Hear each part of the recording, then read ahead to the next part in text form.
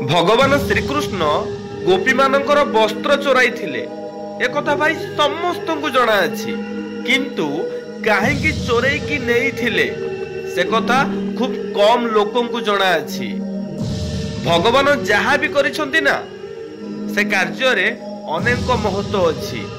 गोपी माने निवस्त्र हेई स्नान करुथिले यह देखि भगवान श्रीकृष्ण विचार कले एमिति किछि करिबाकु हेबो जेमिति केही केबे निवस्त्र हेई स्नान करिबो नाही।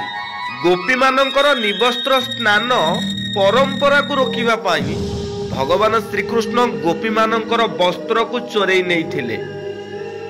सही दिनकर घटना एते भयंकर थिला जे सेबेठारु कौनसी गोपी निवस्त्र होई स्नान करू नाहंती।